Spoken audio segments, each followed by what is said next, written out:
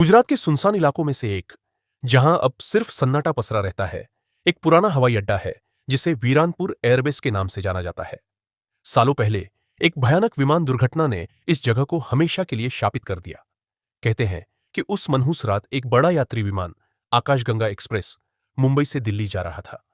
अचानक बिना किसी चेतावनी के विमान का संतुलन बिगड़ा और वह वीरानपुर एयरबेस के पास एक सुनसान खेत में जा गिरा।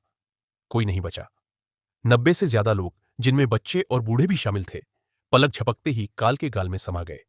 इस घटना के बाद से वीरानपुर एयरबेस और उसके आसपास का इलाका भूतिया माना जाने लगा।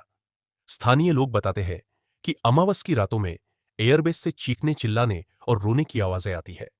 कुछ हिम्मत वाले लोगों ने रात में वहां जाने की कोशिश की, लेकिन उनमें से कोई भी उस अनुभव को भूल नहीं पाया। एक बार विक्रम नाम का एक युवा फोटोग्राफर इस घटना पर एक डॉक्यूमेंट्री बनाने के लिए वीरानपुर आया।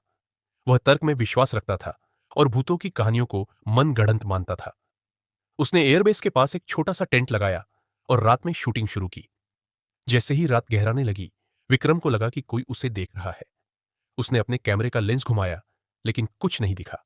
फिर उसे हल्की हल्की फुसफुसाहट सुनाई दी, जैसे कोई उसका नाम पुकार रहा हो। विक्रम ने अपने ईयरफोन लगाए और आवाजों को रिकॉर्ड करने की कोशिश की, लेकिन रिकॉर्डर पर सिर्फ खामोशी थी। अचानक उसके कैमरे की स्क्रीन पर एक धुंधली परछाई दिखी। ये एक छोटी बच्ची की परछाई थी, जो विमान दुर्घटना में मारी गई थी। उसकी आंखें खाली थीं और चेहरे पर डर पसरा हुआ था। विक्रम को लगा कि हवा में ठंडक बढ़ गई है और उसके रोंगटे खड़े हो गए। परछाई धीरे धीरे उसके करीब आने लगी। विक्रम ने डरकर अपना टॉर्च जलाया, लेकिन परछाई गायब हो गई।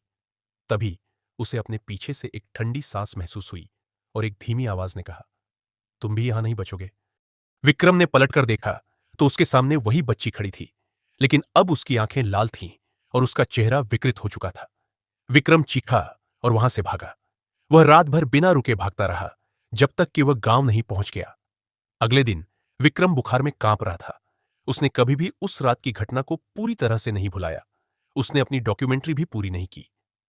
आज भी वीरानपुर एयरबेस एक रहस्यमय और डरावनी जगह बनी हुई है, जहां से विमान दुर्घटना में मारे गए लोगों की आत्माएं भटकती रहती है।